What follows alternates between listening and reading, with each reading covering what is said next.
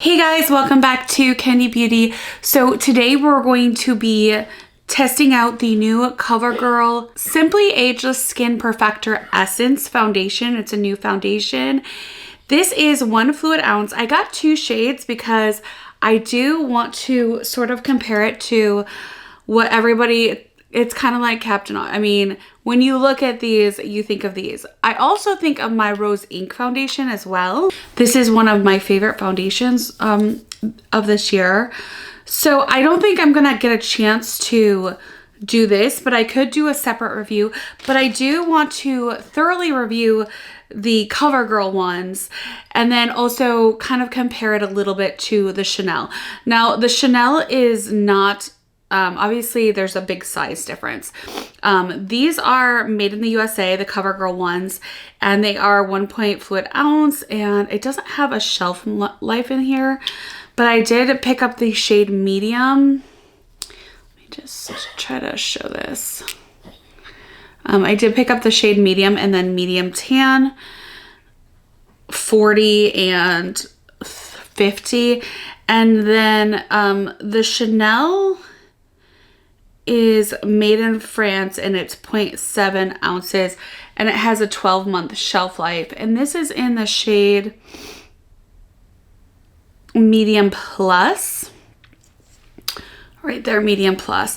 So I do want to swatch them. These, and it was really hard to find.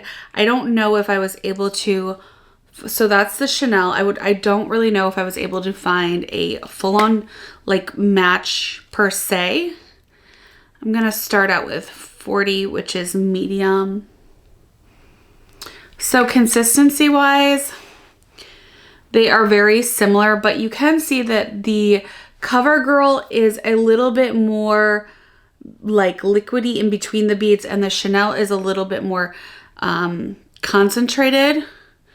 And then I'm just kind of swatching. So this is the Covergirl and this is the Chanel. So yeah, the shades are not that close. Let me try to put some medium tan to see if that is a better shade match.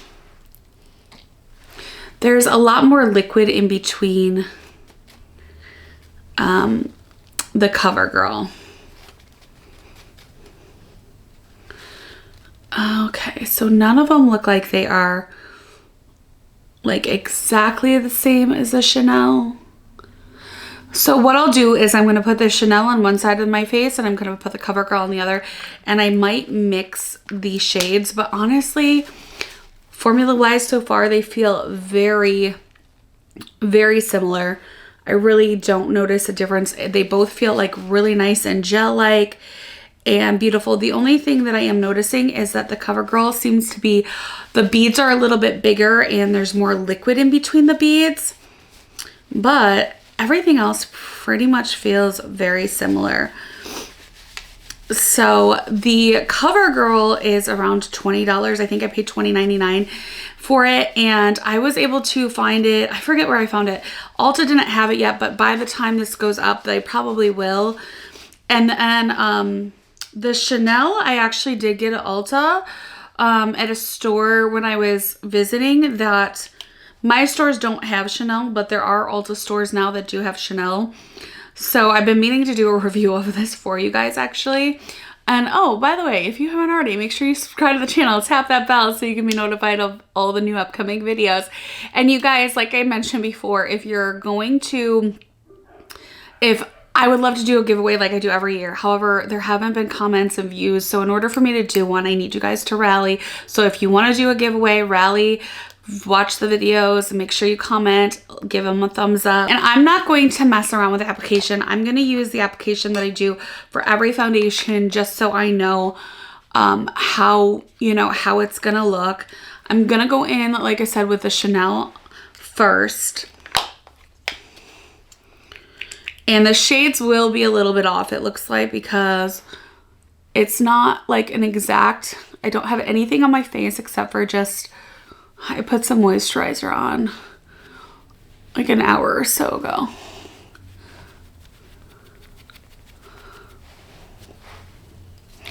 So this is one of the reasons I love the Chanel and I love the Rose Ink, is because It's just so, like, if you want to basically look like you don't have foundation on, but you do, they're just so pretty. So if CoverGirl comes in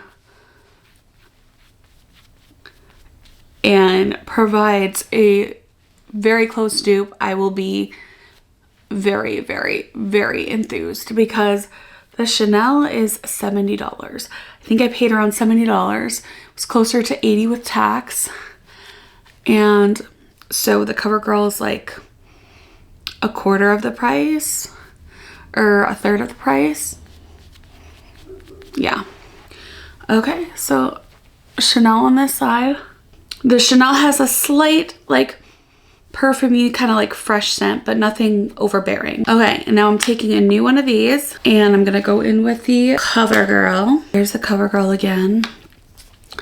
And I'm gonna do a wear test. This will be perfect because I actually am trying to get out the door for a holiday party. So on the swatch, these look very similar. Very similar. They feel the same.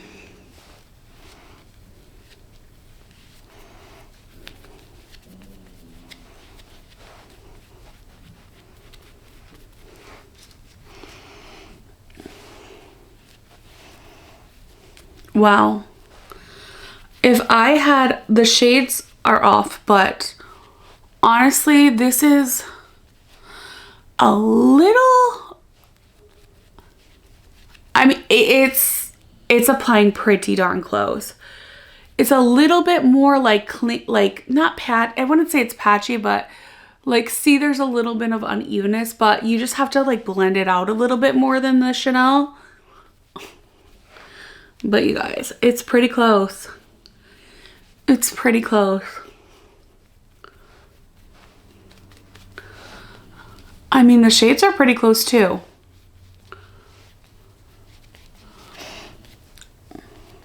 And like I said, I will be doing a wear test because I have a holiday party to go to, so this will be perfect. I can come back in a few hours and like update you. Let's look at the claim to fame on the CoverGirl really quick. Hopefully I can find it online if somewhere is selling it.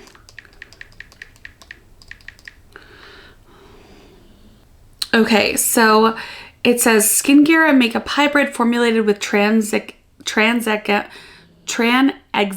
acid. The potent tone improving essence fades the appearance of existing dark spots. Micro droplet technology of pigmented capsules, but easily distributed sheer even tint for a radiant bare skin filter effect. Yeah, I definitely see that. Clean and vegan formula, lightweight gel texture, yes. Contains 71% that provides an instant burst of moisture upon application and hydrates skin for up to 24 hours. So we will test that hydrating claim out. Honestly though, it even looks more, it looks more luminous than the Chanel side. Like, it looks nicer. It looks more like dewy and glassy on the CoverGirl side than the Chanel side. The Chanel side set down very nicely though. Like, it's pretty much, it's dry. Skin-like finish, complexion looks plump, refreshed, and more youthful. I do see that. Like, I do see it. 91% says skin feels smooth. 89% says skin looks fresh and healthy. Yeah, here's the thing. There's not many. It contains 0.5 bacachoil. I've seen that.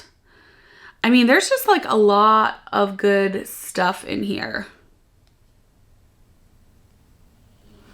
A lot of good stuff. And it looks like it's getting good reviews too. I'm pretty impressed. Like, I like this side better than the Chanel side right now. So I'm going to put a little bit more on. I want to like get it nice and built up. And I'll come back and then we'll do like a little wear test for, you know, there's no claim about like long lasting or anything. So it's probably pointless to do a wear test, but I'll do one anyway.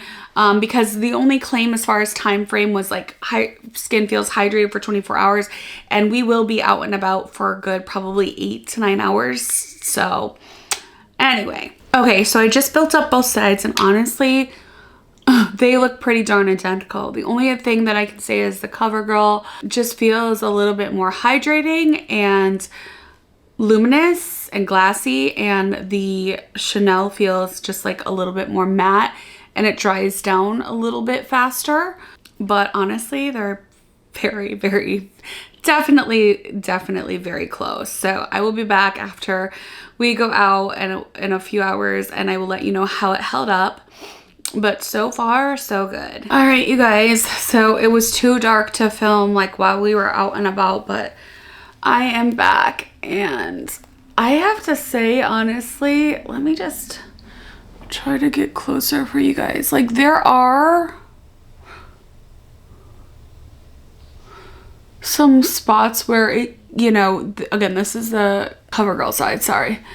There are some spots where it came up like a little bit, but like, even when I'm just like doing this, like it doesn't really come off. Like it's got a pretty good staying power. This is the Chanel side. You know, they're pretty darn close. They're pretty darn close.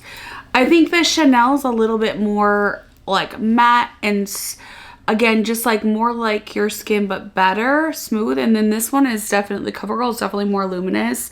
And it dries down. Like it's still even. I didn't powder my face because again, I just wanted to test out these foundations like, you know, by themselves, but it still has like a little bit of like,